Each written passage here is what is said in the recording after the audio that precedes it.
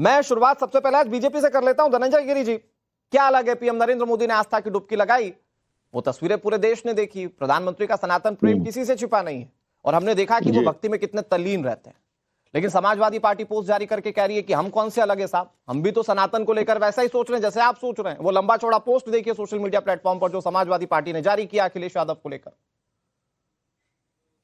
नहीं, देखिए ऐसा है कि जब इफ्तार से राजनीति को रफ्तार देने वालों की जब सक्रिय होने लगी राजनीति की गली, तो याद आने लगे बजरंग बली, तब याद आने लगा कुंभ। हमारे लिए तो सत्य सनातन संस्कृति का हमारा जीवन मूल्य है। वाजपेयी जी ने कहा, हिंदू तन मन हिंदू जीवन, रग रग हिंदू मेरा परिचय। तो हम लोग तो रग रग से हिंदू हैं, अपनी संस्कृति के साथ हैं, अपनी सनातन सभ्यता संस्कृति को जी रहे हैं। क्षमादान की तो जगह भोले भंडारी है हिंदुत्व। हम मानवीय सभ्यता के विकास के सहयात्री, महासत्य से निरंतर साक्षात करती, हम अविरल बहती गंगा की सस्य श्यामला धरती।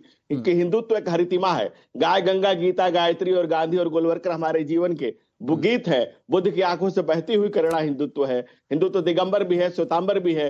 नानक की शिक्षा और दीक्षा हिंदुत्व है। गुरु तेग बहादुर का बलिदान हिंदुत्व है। रविदास के राम में हिंदुत्व है। तुलसी का हनुमान में हिंदुत्व है। शंकर का दैत्य और अद्वैत हिंदुत्व, अर्धनारीश्वर हिंदुत्व है। स्त्री पुरुष का समास और सहवास भी हिंदुत्व है। जो सत्य है, सुंदर है, सनातन है, वो हिंदुत्व है। और इसको हम जीते हैं। बहुत अच्छी व्याख्या की। मैं कह रहा हूं सर, बहुत अच्छी व्याख्या की है धनंजय गिरी जी। आप अच्छे जानकार मालूम होते हैं शास्त्र पुराण के, ठीक है। लेकिन एक लाइन में बताइए, तो क्या ये नकली हिंदू है? मतलब देखिए, हिंदू हिंदू होता है, असली और नकली नहीं होता है। अवसरवादिता की बात है कि क्या अवसरवादिता किसकी है, ये देश देख रहा है। अगर सनातन को कोई डेंगू मलेरिया बीमारी बता रहा है और उसके साथ कोई खड़ा होकर मौन मन मुस्कुरा रहा है, मौन समर्थन देख रहा है, तो ये देश भी देख रहा है। तो नहीं तो फिर ये मतलब आप इनके लिए टर्मिनोलॉजी इस्तेमाल करें कि ये मौका परस्त हिंदू हैं।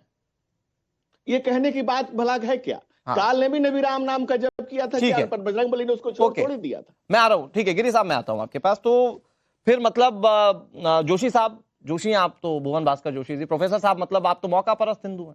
और ये सवाल क्यों? इस सवाल के पीछे का बैकग्राउंडर मैं समझाता हूं। राम मंदिर जाना होता है तो आप कहते नहीं जाएंगे साहब, कुछ लोग कह देते हैं बीजेपी का मंदिर है।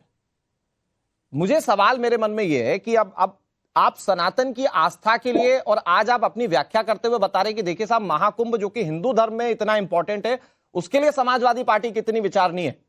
लेकिन जब मंदिर जाना होता है तो उसको बीजेपी से कैटेगराइज कर दिया जाता है, उसको पॉलिटिकल पार्टी से कैटेगराइज कर दिया जाता है। और भुवन जोशी जी, एक सबसे इंपॉर्टेंट बात यह कि रामगोपाल यादव से पूछा गया कि साहब आप मंदिर क्यों नहीं गए, तो वो तो कह रहे थे मंदिर बेकार का है। तो नदी में डुबकी लगा लेंगे, संगम में आस्था की डुबकी लगा लेंगे, वो ठीक है, लेकिन मंदिर बन जाएगा तो वो बेकार का मंदिर है। ये कैसे हिंदुत्व है आपकी? देखिए, जिस योगी सरकार में 50,000 गाय प्रतिदिन कटती हो, वो लोग किस मुंह से सनातन की बात करते हैं, ये मेरी समझ में नहीं आता। और ये बात मैं नहीं कह रहा, भारतीय जनता पार्टी के लोनी के विधायक नंद किशोर गुर्जर जी चीख चीख के कह रहे हैं कि योगी सरकार में 50,000 गाय रोज करती है और जो गाय के मीट का व्यापार है वो लगातार बढ़ने का काम योगी सरकार में है। प्रश्न तो सरकार से, सरकार का विधायक कर रहा है कि किसका सनातन असली है और किसका नकली है। और रही बात हम समाजवादियों के लिए तो हरिद्वार की डुबकी भी गंगा को नमन है और प्रयागराज की डुबकी भी नमन है और गंगा सागर की डुबकी है। तो फिर जया बच्चन क्यों कहती हैं कि पानी गंदा हो गया है? आपके विधायक क्यों कहते हैं पानी गंदा हो चुका है? अगर आप लोगों को निर्मल धारा से मतलब है, अगर आप उसकी पौराणिक मान्यताओं को समझते हैं, उसकी धर्म और आस्था को समझते हैं, तो आपको लगता है कि साहब वहां पर पानी गंदा होने का जिक्र होना चाहिए? आज ये देख पा रहा है, देश और प्रदेश ये देख पा रहा है, जिस कुंभ की चर्चा आप लोग कर रहे हैं, उस कुंभ में कैबिनेट की बैठक हुई थी, लेकिन माननीय योगी जी अपनी कैबिनेट से एक बैठक और कराकर, चाहे लखनऊ करते, प्रयागराज करते, कम से कम जो सैकड़ों लोग लापता है, जो सैकड़ों मौतें हो गई है, उनके लिए भी श्रद्धांजलि के 2 शब्द नहीं कर पाए। ये कैसा सनातन है? विपक्ष पूछता है। माननीय आप लोगों ने भी तो शुरुआत सियासत से की ना। आप लोग बाकायदा, आप चले जाते समाजवादी पार्टी के दफ्तर और वहां पर बाकायदा इस तरह की एक शोक सभा रख लेते, आपको किसने रोका था? आप लोग अगर इसके लिए मॉडल पेश करते तो शायद बीजेपी पर सवाल उठाने के काबिल होते। जैसे घटना घटी, जैसे खबर आई, आप लोगों ने तो सियासत शुरू कर दी। 1000 लोगों की मौत के दावे कर रहे हैं, बीजेपी पूछ तो रही है कि बताइए साहब कौन सा सबूत है आपके पास? हमारे नेता माननीय अखिलेश यादव ने देश की सबसे बड़ी पंचायत लोकसभा में शोक सभा रखने का प्रस्ताव दिया, लेकिन सरकार का रवैया अपने पार्टी क्या था? दफ्तर में नहीं रख पाए। सरकार के आंकड़े छुपाने का काम कर अरे रही है। साहब छोड़ सत्य से दीजिए भागने प्रोफेसर का साहब, काम कर प्रोफेसर रही है। साहब, मैं कहता हूं इस पर नहीं जाते। मैं कहता हूं कि सब छोड़िए, मुझे ये बताइए कि मंदिर को बुरा बताकर डुबकी लगा लेने से आप असली सनातनी हो गए। माननीय अखिलेश यादव जी ने क्या कहा है? उन्होंने कहा जब राम का बुलावा आएगा हम लोग जाएंगे। तो राम का बुलावा ही नहीं आ पाया अब तक। माननीय अखिलेश यादव जी ने सर कभी 1 मना साल किया हो चुके हैं, 1 साल से ज्यादा हो चुका है, अभी तक प्रभु श्री राम का बुलावा नहीं आया आप लोगों को।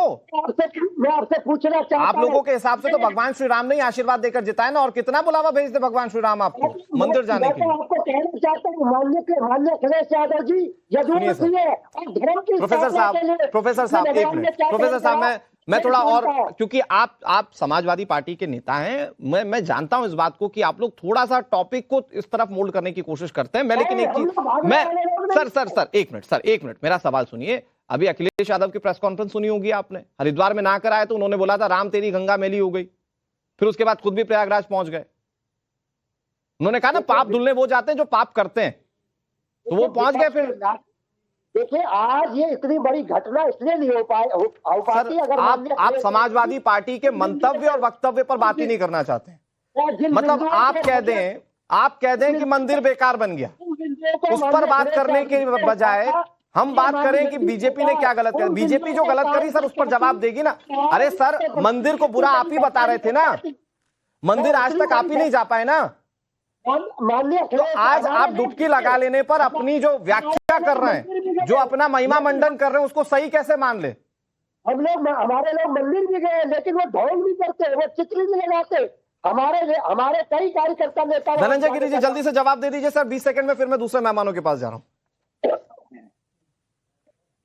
अनुराग जी आप देख रहे होंगे कि कंफ्यूज हैं कि फ्यूज हैं, किसको अपनाऊं मैं किसको छोड़ूं। जफर अगर उधर जाऊं तो सेकुलर वोटों का क्या होगा, और सेकुलर वोटों को नाराज कर दूं तो फिर पार्टी का क्या होगा। किस दुविधा में फंसे हुए हैं, किस सुविधा की राजनीति करूं, किस दुविधा की राजनीति करूं।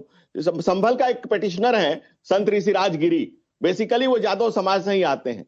उनकी एक कविता है कि 5 सदी से जमा रक्त जब 16 बनकर खोलेगा, कब्र से उठ के बाबर भी तब हरिहर हरिहर बोलेगा। तो अगर समाजवादी पार्टी आज राम और अयोध्या और सनातनी की बात करने लगी है तो कोई बड़ी बात नहीं है। जब उन्होंने कह दिया है कि कब्र से उठ के बाबर भी बोलेगा, तो जिस दिन सनातन का ये सौभाग्य जमा होगा, विद्रोह के खिलाफ विद्रुपता का नाम हिंदुत्व है, जब ये हिंदुत्व नहीं एक मिनट ठीक है। मैं राजनीतिक विश्लेषक है हमारे साथ दुष्यंत नागर जी।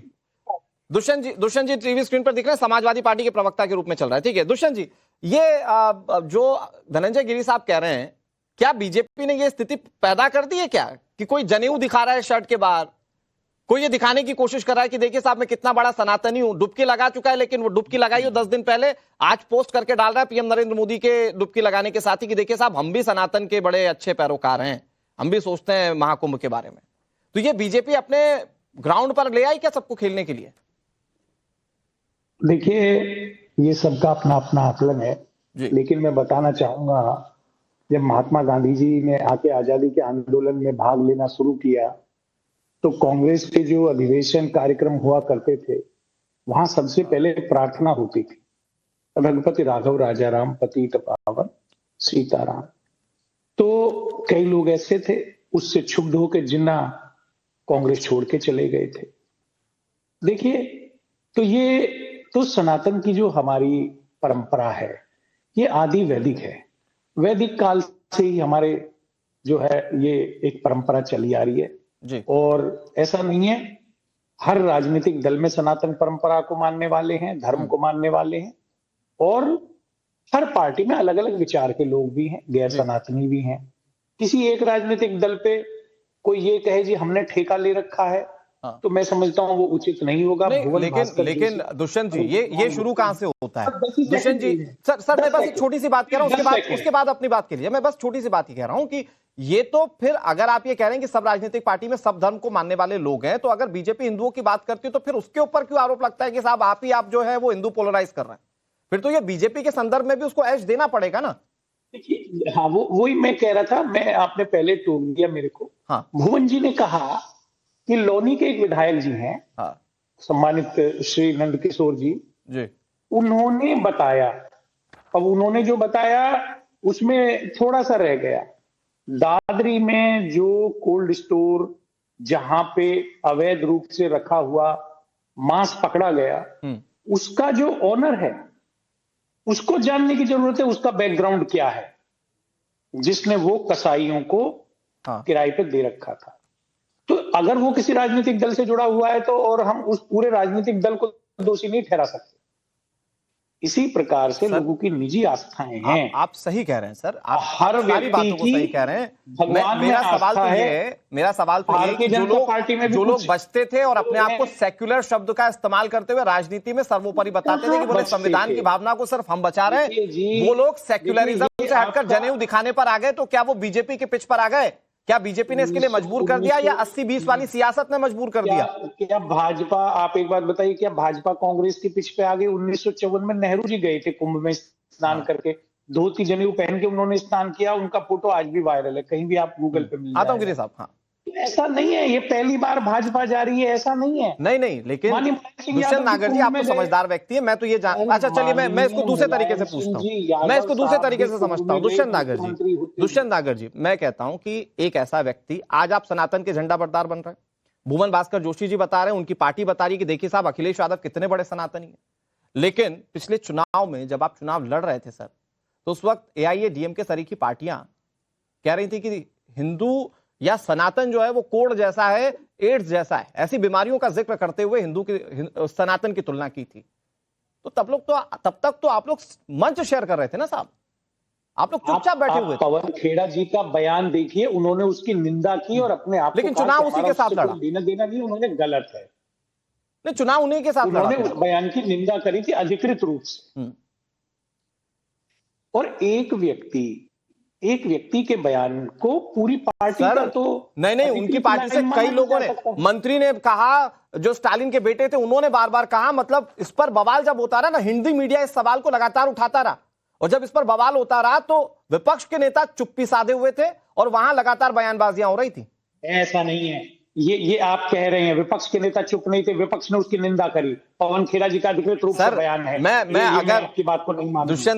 दुष्यंत जी आप भी जानते हैं, मैं जानता हूं आप पढ़े लिखे व्यक्ति हैं, मैं भी पढ़ लिख कर बैठता हूं, मैं अभी इंटरनेट पर डालूंगा तो एक नहीं 10 बयान आ जाएंगे।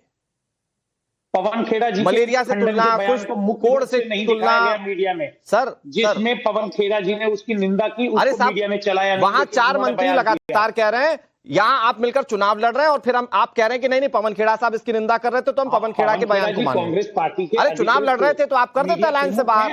उन्होंने भाई आपकी देखिए, फिर देखिए व्यूअर्स समझेंगे कि आप लोगों की वोट बैंक की मजबूरी समझिए, आप लोगों की वोट बैंक की मजबूरी है कि आपको कांग्रेस वोटर्स को पोलराइज करना है, तो आप माफ कीजिएगा मुस्लिम वोटर्स को पोलराइज करना है तो आप उनकी बात करेंगे, और जब आपको लोकसभा इलेक्शन में वोट चाहिए होगा तो आप AIADMK सरीखी पार्टियों का भी समर्थन करेंगे, माफ कीजिएगा DMK पार्टियों का भी समर्थन करेंगे।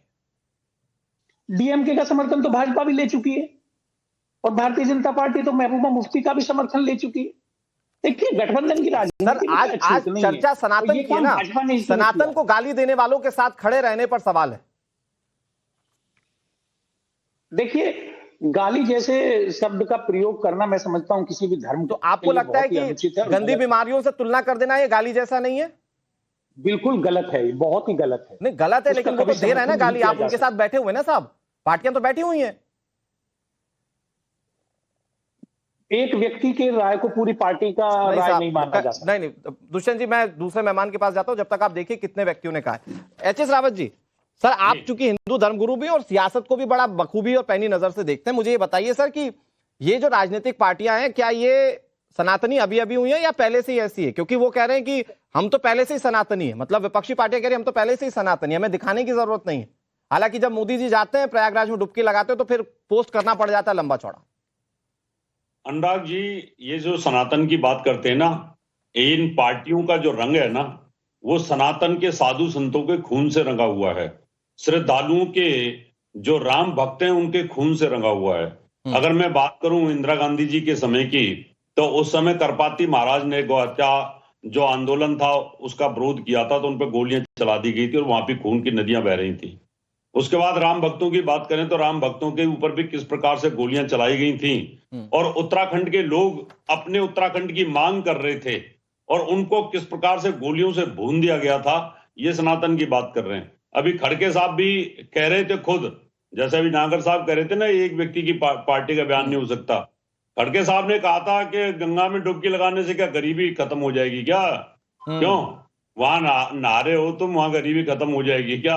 तो जब पार्टी के राष्ट्रीय अध्यक्ष का इस प्रकार का बयान आ जाए और दूसरी पार्टी सपा के राष्ट्रीय अध्यक्ष का अगर बयान इस प्रकार के आए, तो ये सनातन किस तरीके से कह सकते हैं? ये तो वोटों के लिए सनातन का सिर्फ वो भगवा ओढ़ लेते हैं कि ठीक है जी हम भी भगवे हैं, हमने भी जनेऊ पहन लिया है और हम ये दिखाना चाहते हैं कि हम सनातन की वोट ना छिटक जाए। नहीं तो ये तो पक्के मुसलमानों की वोट बैंक को लेना चाहते हैं। ये तो चाहते ही है, ये तो इंतजार कर रहे हैं कुंभ के अंदर ये हादसा हो जाए और हम इनसे मांगे कि कितने लोग मारे गए। इनकी सभ्यता देखिए, इनकी संवेदनहीनता देखिए कि ये व्यक्ति उनको मौत मौत चिल्ला रहे हैं। कोई भी पार्टी वाला व्यक्ति श्रद्धांजलि देने के लिए तैयार नहीं है और वो वहां दुख में उनके शरीक होने के लिए तैयार नहीं है। बस ये तो वहां पर चिल्लाने पे जोशी साहब एक मिनट ओके जोशी साहब एक मिनट। अच्छा मुझे एक बात बताइए एच.एस. रावत जी, ये भारत की सियासत में चुनाव में सेक्युलर शब्द आपने कई बार सुना था, अभी सुनते हैं क्या ये सेक्युलर शब्द आप भारत की सियासत में, चाहे वो पक्ष हो चाहे विपक्ष हो? देखिए सेकुलर शब्द तो इन लोगों ने जोड़ा है ना, बाद में जोड़ा है अपनी राजनीति को आरामदेह करने के लिए। देश की सियासत में सर सेक्युलर का मतलब है आप मुस्लिम ओरिएंटेड हैं जी, बिल्कुल यही दिखाने की कोशिश की जाती है इन लोगों ने। हाँ जोशी साहब आपकी आवाज नहीं आ रही, जोशी साहब थोड़ा सा चिल होकर पानी पी लीजिए। प्रोफेसर साहब आपकी आवाज नहीं आ रही, प्रोफेसर साहब आपकी आवाज नहीं आ रही है, थोड़ा सा पानी पी लीजिए। आप ही को जवाब देना है एच.एस. रावत की बातों का। एच.एस. रावत जी जल्दी